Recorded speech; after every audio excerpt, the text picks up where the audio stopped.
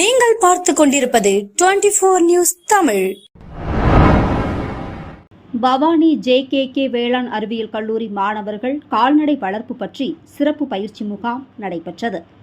பவானி வட்டாரத்தில் JKK முனிராஜா வேளாண் மற்றும் அறிவியல் கல்லூரி இறுதி ஆண்டு மாணவர்கள் பவானி வட்டாரத்தில் வேளாண்மை துறை அட்மா திட்டத்தின் மூலம் இணைந்து பருவாச்சி கிராமத்தில் கால்நடைத்துறை வளர்ப்பு பற்றி சிறப்பு முகாம் நடைபெற்றது. மேலும் கால்நடை வளர்ப்பில் லாபகரமான செம்மறியாடு வளர்ப்பு பற்றிய பண்ணை பள்ளி பயிற்சியில் கலந்து கொண்டனர். ஏராளமான விவசாயிகள் கலந்து கொண்டு பயன்பெற்றனர். இந்த பயிற்சியில் டாக்டர் ஆறுமுகம் மற்றும் சுரேஷ் ஆகியோர் பங்கேற்று விவசாயிகளுக்கு கால்நடைகள் மற்றும் ஆடு வளர்ப்பு குறித்து விவசாயிகளிடம் தெரிவித்தனர். பயிற்சியில் நாங்கள் இந்தியாவின் முதல் குளோனிங் செய்யப்பட்ட பசு கங்கா பற்றி விவசாயிகளுக்கு விளக்கினார்கள்.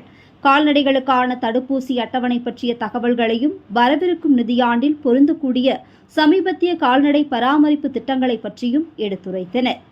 உலக வனத்திட்டத்தின் ஒரு பகுதியாக காடுகள் முக்கியத்துவம் குறித்து விழிப்புணர்வை ஏற்படுத்தினார்கள். வேளாண் காடுகள் பற்றிய அறிவுரையும் கூறினார்கள்.